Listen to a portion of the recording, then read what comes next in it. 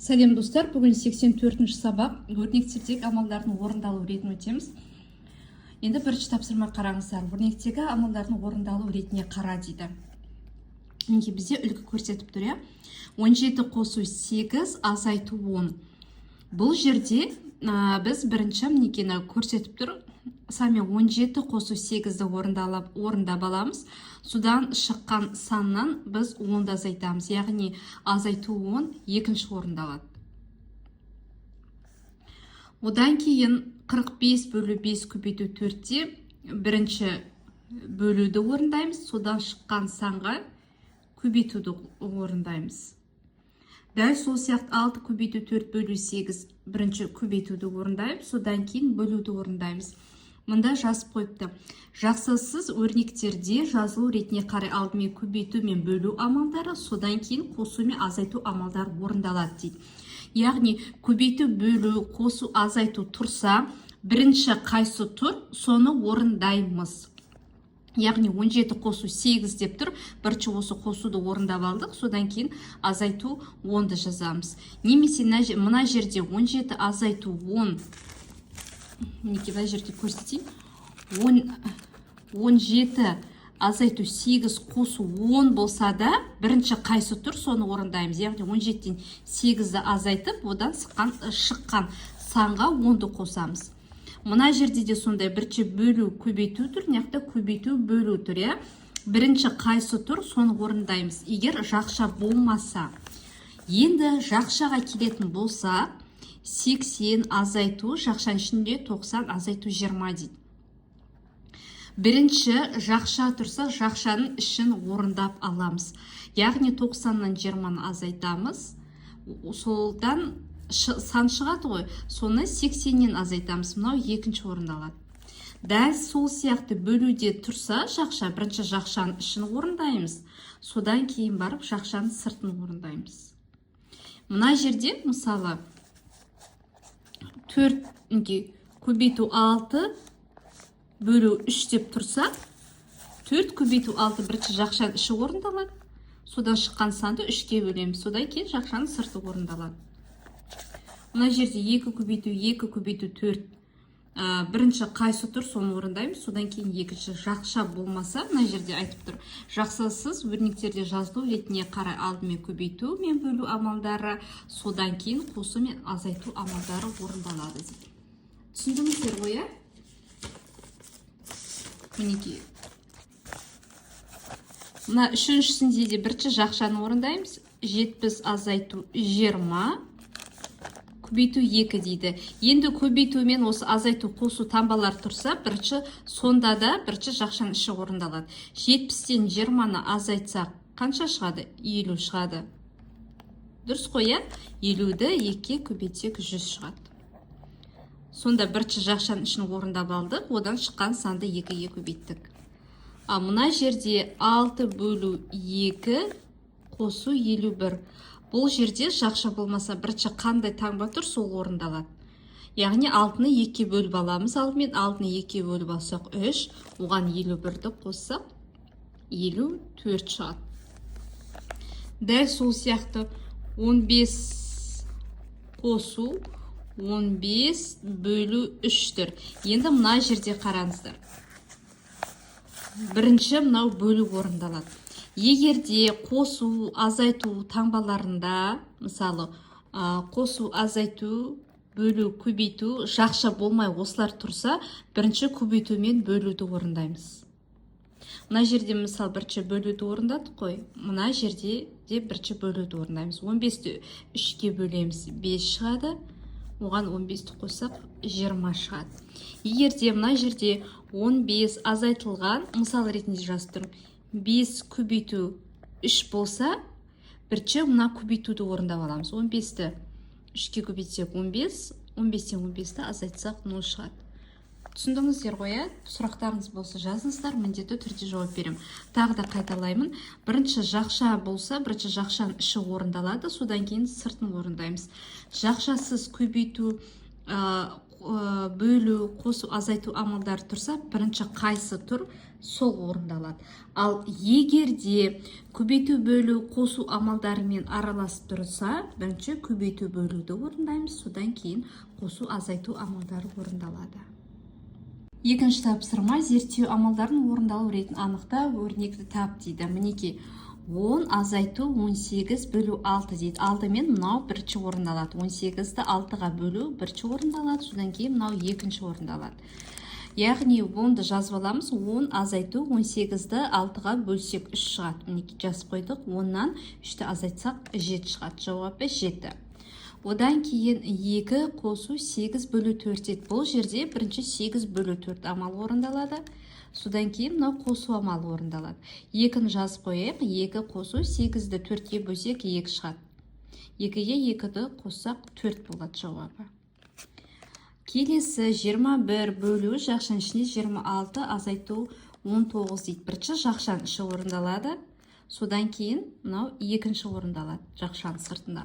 26-дан 19-ды азайтсақ 7 шығады. 21-ді 7-ге бөлсек жауабы 3 шығады. Келесі 25 азайту 5 көбейту 4 дейді. Мен жаңа айтып кеттім, көбейту, бөлу, азайту, қосу амалдарымен бірге тұрса, бірінші көбейту, бөлу орындаймыз. Мынау бірінші орындаймыз, содан кейін мынаны екінші орындаймыз. 5-ті 4-ге көбейтсек 20 шығады, 25-тен 20-ны азайтсақ 5 шығады. Екінші тапсырманы орындалу осындай. Үшінші тапсырма амалдарды орында дейді. Неге? 400 азайту 100 қосу 100. Бірінші 400-ден 100-ді азайтып аламыз. 300 шығады. 300-ге 200-ді қосамыз. 500 шығады. Келесі 800 қосу 100. Жақшаны жауып, сыртында 600 тұр. Бірінші жақшаның ішін орындап аламыз. 800-ге 100-ді қоссақ 900. 900-ден 600-ді азайтсақ 300 шығады. Келесі 6 бөлу жақшаның ішінде 18 бөлу 6 дейді. Бірінші жақшаның ішінде орындап аламыз. 18-ді 6-ға бөлсек 3 шығады. 6-ны 3-ге бөлсек 2 шығады. Келесі 27 бөлу 3 көбейту 3 дейді. 27-ні 3-ге бөлсек 9, 9-ды 3-ге көбейтсек 9, 9-ды 3-ге көбейтсек қайтадан 27 шығады. Келесі 9 көбейту 2 бөлу 3. 9-ды 2-ге көбейтсек 18, 18-ді 3-ге бөлсек 6 шығады. Келесі 4 көбейту 5 бөлу 5 дейді. 4-ге 5-ді көбейтсек 20, 20-ны 5-ге бөлсек 4 шығады. Үшінші тапсырманы орындалу осылай. Төртінші тапсырма теңдіктер тура болатындай етіп жақшалар қой дейді. Бірінші бізде 10 азайту 2 бөлу 2 деп тұр. Тең 4 болды. Енді мына жерде, мына теңдікті мына жағында 4 шығу үшін біз жақша қоюымыз керек. Жақшаны енді бұл жерде 10 азайту 2 дегенге қойып аламыз. Сол кезде 10 азайту 2 дейміз, жақшаның сыртында бөлу 2 дейміз. Бірінші жақшаның іші орындалады, дұрыс па? 10-нан 2-ні азайтсақ 8 шығады. Мінекей 8 шығады. 8-ді 2-ге бөлсек 4 шығады. Дұрыс қой? Біріншісін орындадық. Келесі 25 қосу 10 бөлу 5 дейді. Тең 27-ге. Бұл жерде 10 бөлу 5-ті жақшаның ішіне алып аламыз. 10-ды 5-ге бөлсек 2, оған 25-ті қоссақ 27 шығады. Келесі 12 бөлу 3 қосу 3 тең 2. Енді мына жерден 2 шығу үшін 3 пен 3-ті қосып жақшаның сыртына жақшаға алып аламыз. 12 бөлу 3 жақшаның ішінде 3 қосу 3 дейміз. 3-ге 3-ті қоссақ 6, 12-ні 6-ға бөлсек 2 шықты. Мінекей осылай теңдіктеріміз тура шықты. Бесінші тапсырма қабырғалардың ұзындығы 6 см және 3 см болатын тік төртбұрышсыз дейді. Енді сіздер сызғышпен дұрыстап өлшейсіздер. Мінекей мен мысалға сызып көрсеттім. Яғни ені 3 см, ұзындығы 6 см болады. Осындай тік төртбұрыш сызады. Яғни тік төртбұрыштың қарама-қарсы қабырғалары өзара тең. Сол себепті мынандай екі жақ ені де 3 см-ден, ұзындықтары 6 см-ден дәл осындай тік төртбұрыш сызасыздар. Бесінші тапсырманы осылай орындалады. Тапсырма өрнектерді салыстыр дейді. Салыстыратын болса 40-ты 5-ке бөлсек 8 шығады, 32-ні 4-ке бөлсек 8 шығады. Сонда бұл өзара тең болады. Келесі 35-тен 16-ны азайтсақ 19 шығады, 7-ні 5-ке көбейтсек 35 шығады. Әрине 19-ға қарағанда 35 үлкен. Теңдіктің 10 жағы да үлкен белгісін қоямыз. Келесі 28-ді 4-ке бөлсек 7 шығады, 73-тен 68-ді азайтсақ 5 шығады. Сонда 5-ке қарағанда 7 үлкен болады. Келесі 24-ді 4-ке бөлсек 6, 30-ді 5-ке бөлсек 6. Бұл тең болады. 6-шы тапсырманы осылай орындаймыз. 7-ші тапсырма. Дәріханада күніне 4 құтыдан дәрумендер сатылды. 3 күнде барлығы неше құты дәрумен сатылды дейді. Бір күнде сатылған дәрумен саны, мінекей, бір күнде сатылған дәрумен саны 4 құты. Күндер саны бізде 3, өйткені 3 күнде. Енді сол 3 күнде қанша дәрумен сатылды, соны табуымыз керек. Ол үшін осы 3 күндегі дәрумен санын 4 құтыға көбейтеміз. 3 көбейту 4 тең 12. Жауабы сонда 3 күнде сатылған дәрумендер ол 12 құты. 7-ші тапсырма осылай орындалады. 8-ші тапсырма амалдардың орындалу ретін анықта, өрнектердің мәнін тап дейді. Мінекей, бұл жерде 5 көбейту 3 бөлу 3 дейді. Алдымен 5-ке 3-ті көбейтіп аламыз. 15 шығады. Бірінші орындаймыз. 15-ті 3-ке бөлсек 5 шығатынан екінші орындаймыз. Жауабы 5-ке тең. Келесі 27 бөлу 3 көбейту 4 бірінші, 27 бөлу 3 орындалады. 27-ні 3-ке бөлсек қанша? 9 шығады. 9-ды 4-ке көбейтсек 12. Яғни мынау екінші орындалады. 9-ды 4-ке көбейтсек 36 болады жауабы. Келесі 8 қосу 4 бөлу 3 бірінші жақшан іші орындалады. 8-ге 4-ті қоссақ 12 шығады. Сосын оны 3-ке бөлу екінші орындалады. 12-ні 3-ке бөлсек 4 шығады жауабы. Келесі 36 бөлу жақшан ішінде 56 азайту 52 бірінші жақшан іші орындалады. Содан кейін бөлу орындалады. 56-дан 52-ні азайтсақ 4, 36-ны 4-ке бөлсек 9. 8-ші тапсырма осылай орындалады. 9-ші тапсырма ойлан тап. Суретке қара, компьютердің бағасын анықта. Компьютердің денсаулыққа пайдасы бар ма? Ойыңмен бөліс. Егер адам 10-12 самақ тамақ ішпесе, онда ағзада қант мөлшері азайып кетеді дейді. Енді бұл жерде компьютердің бағасын білу үшін бізге алдымен қызылдан бастайық. Себебі бір қатарда 2 қызыл компьютер, осыны алдымен тауып алған ыңғайлы. Яғни бұл жерде енді 2 қызыл компьютер тұрғандықтан бұлардың бағасы бірдей.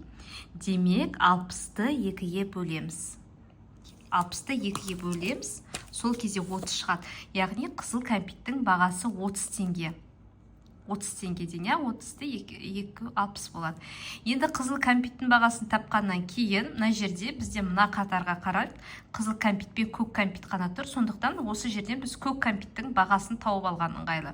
Ол үшін, көк компьютердің бағасын табу үшін, мына жерде біз қызыл компьютер 30-ға тең болды ғой. Мына жер 70. 70 теңгеден 30 теңгені азайтамыз. Мінекей 70 теңгеден 30 теңгені азайтамыз, 40 теңге шығады. Сонда көк компьютердің бағасы 40 теңге болады. 40 теңге. Енді мына жерден 60 теңге баға шығып тұр. Көк компьютердің бағасы 40 теңге. Мына жерде күлгін компьютер тапқан ыңғайлы. Ол үшін біз 60 теңгеден 40 теңгені азайтамыз. 60-тан 40 теңгені азайтсақ 20 теңге шығады. 20 теңге мынау күлгін компьютердің бағасы. Енді мынау күлгін компьютердің бағасы 20 теңге бар. Мына жерде 70 теңге жазылып тұр. Осы жерде біз сары компьютердің бағасын тапқан ыңғайлы. Оны табу үшін мына 70 теңгеден күлгін 20 теңгені азайтамыз. 70-тен 20-ны азайтсақ, бізде қанша шығады? Бізде 50 шығады. Сары компьютердің бағасы 50 теңге. Енді біз барлығын таптық, жасыл компьютер қалды. Жасыл компьютер табу үшін мына жерде 90 теңге жазылып тұр. Көк компьютердің бағасын білеміз. Демек 90 теңге азайту көк кәмпитіміз 40 теңгеден екеу. 40 көбейту 2 деп аламыз. Алдымен көбейту орындалады. 40-ты 2 көбейтсек 80. 90 теңгеден 80 теңгені азайтсақ 10 теңге шығады. Сонда жасыл кәмпиттің бағасы 10 теңге. Мінеке кәмпиттердің бағасы осылай. Енді тексеріп, мына жерге кәмпиттердің орнына бағасын қойып көрейік. Бізде көк кәмпит 40 теңгеден, мінеке екеу 42 көбейтеміз. 80, оған 10-ды қосамыз, 90 бізде шығып тұр. Қызыл кәмпиттердің бағасы 30 теңгеден екеу, мына жерде 90 шығып тұр. Жасыл 20 теңге, күлгін кәмпиттің бағасы 20 теңге, сары кәмпиттің бағасы 50 теңге, қосу 70 теңге шығып тұр. Мына қатар дұрыс орындалып тұр. Енді мына қатар тексерейік. Бізде көк 40 теңге, күлгін 20 теңге, 60 теңге шығып тұр. Көк 40 теңге, қызыл кәмпит 30 теңге, қоссақ 70 теңге болады, шығып тұр. Одан кейін бізде жасыл кәмпит 10 теңге, қызыл кәмпит 30 теңге, сары кәмпит 50 теңге. Үшеуін қоссақ 10-ға 30-ды қоссақ 40, 40-қа 50-ді қоссақ 90, 90 теңге кәмпиттің бағасы шығып тұр. 9-шы тапсырманы осылай орындаймыз. Кәмпиттің денсаулыққа пайдасы жоқ, пайдасынан зияны көбіректеу. Сондықтан да барынша кәмпиттерді, тәттілерді мүмкіндігінше жемеуге тырысайық.